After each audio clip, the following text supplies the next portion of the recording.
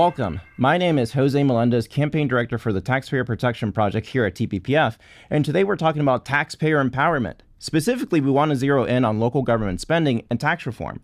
For multiple legislative sessions, the state has passed tax relief measures aimed at lowering your burden, sending those savings down to local governments. Yet your property tax bill keeps rising. Why is that? Today we're going to find out. I'm delighted to introduce my guest, a freedom fighter and San Antonio City Council member, Marc Whyte. Marc, welcome to the program. Thanks for having me. So in your capacity, in addition to serving in City Council, you've engaged the legislature quite a bit, advocating for good policy. So tell us a little bit about your experience advocating at the legislature and what you're most passionate in. What are those issues that really get you going? Sure. Well, listen, I love coming up here because the chance to get before our legislature and advocate for issues that I believe are in the best interest of San Antonians is something that I think is part of our job on City Council.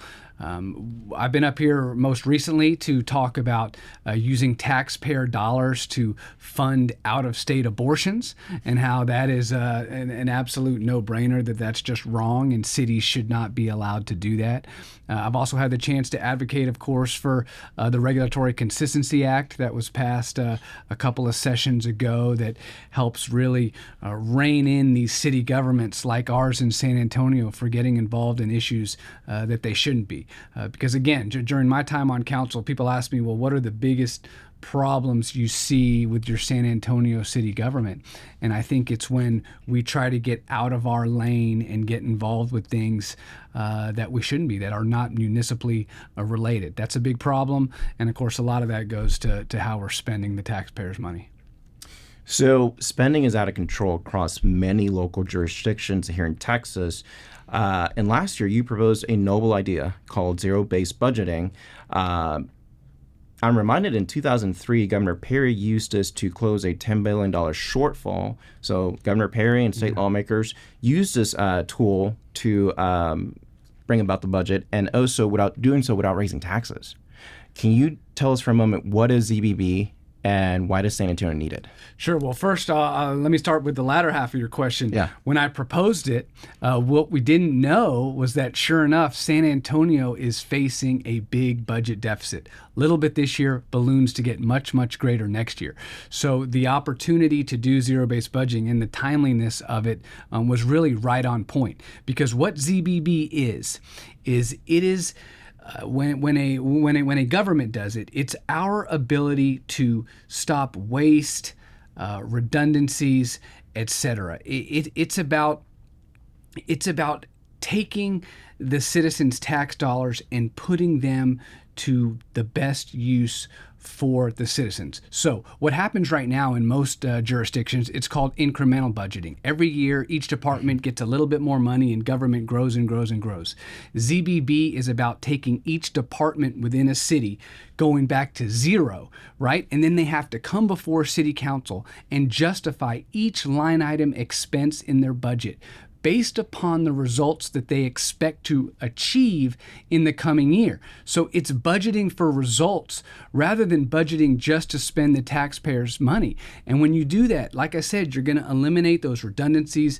You're going to cut out the programs where you give money to them without any metrics to determine if they're actually working or not. So you're taking better care of the taxpayers' dollars and making sure that what they're being spent on, you're actually going to get results for. And when you find the waste, just like you mentioned, the state did, a decade or two ago, when you find the waste, you're able to take those dollars and redirect them into the citizens' priorities. And again, it's a better use of taxpayer money. Excellent. And as a quick follow-up, why aren't more cities and counties doing this? It's hard. Right? I mean, there's two reasons. Number one, it's hard. These governments have huge budgets, right? In San Antonio, our general fund budget is $1.7 billion.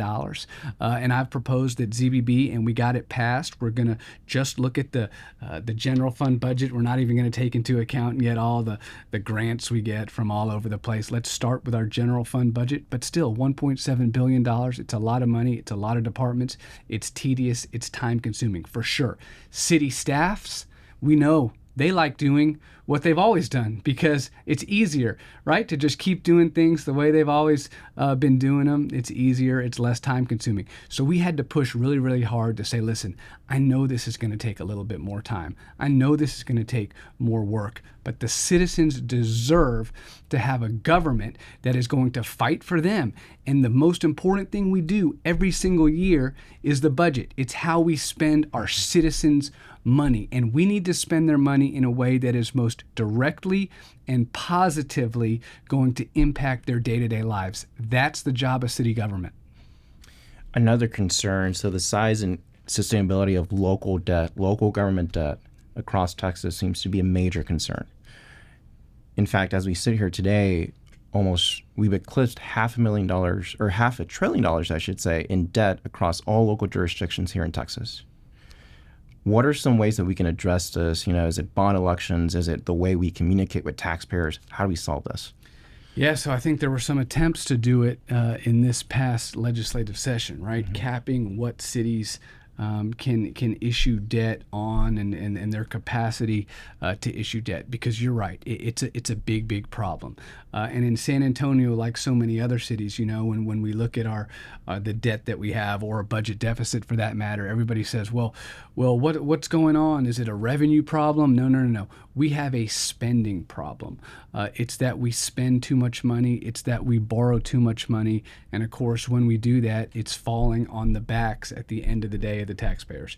So we need to, I think, continue to look at legislation here in Austin that can limit cities' capacity to be able to do this. Somebody's got to be the adult in the room. And with all these cities just issuing more and more debt and putting it on the people, my hope is that the legislature here and the governor will keep looking at ways to put caps on that. And staying on the legislature, and to another subject that kind of ties into this, is a lot of local governments use our tax dollars to hire contract lobbyists that then come up here and testify against the very solution you just stated. In fact, according to our polling, 81% of Texans oppose using those tax dollars to fund lobbyists. So my question to you is, explain what the problem is, and what are some examples you're seeing back home? Yeah, so I brought up the Reproductive Justice Fund earlier, right? Mm-hmm. Taxpayer money to send women to other states to receive abortions.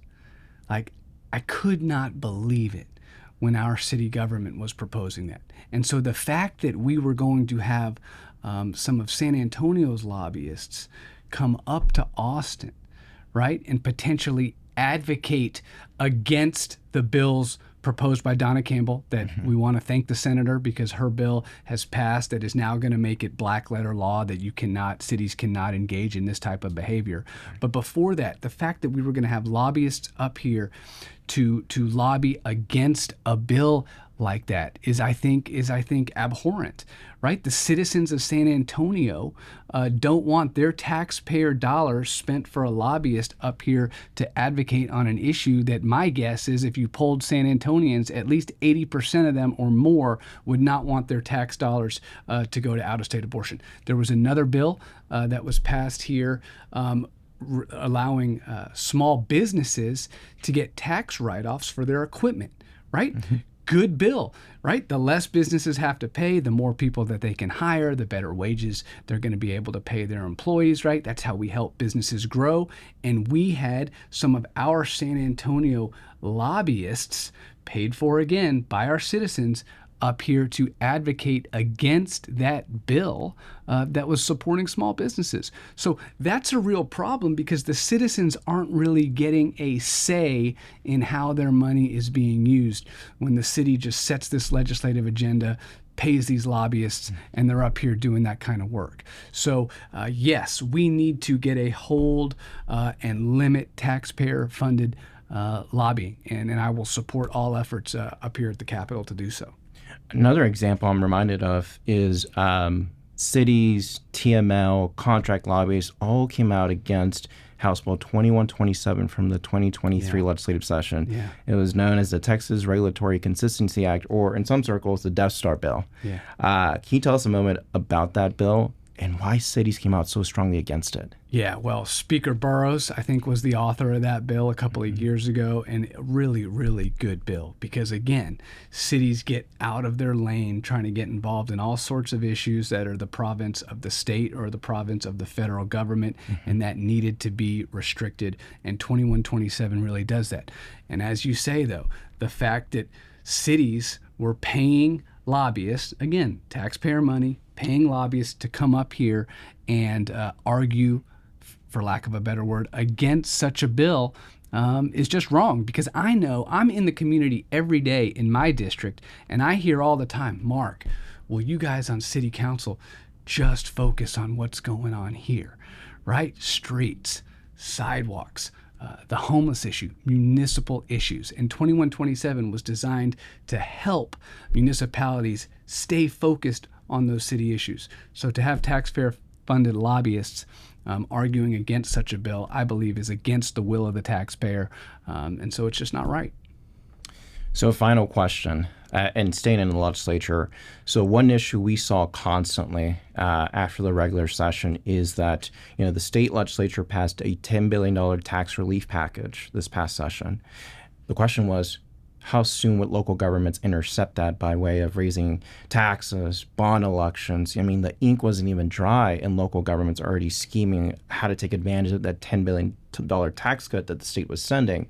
So my question to you is, what kind of reforms do you think the state needs to take on in order to address this issue?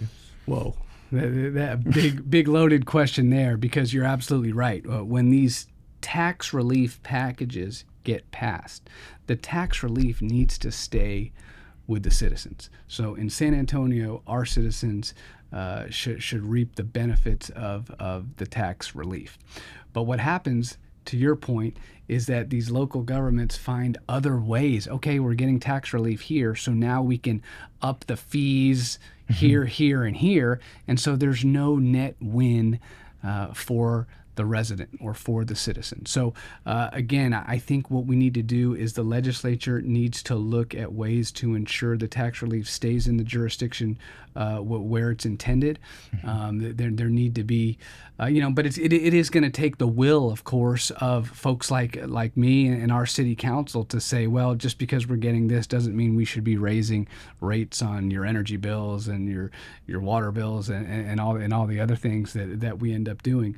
But there just needs to be a focus from the legislature to continue, and I know it's somewhat happened this session, but in 2 years from now, what can we do? What sort of legislation can we pass to make sure that cities cannot, work around these tax relief packages and again place the burden of more taxes and more debt on the citizens, because it's too much now. And you see what's happened in San Antonio with the issues that we have with our deficit and our debt.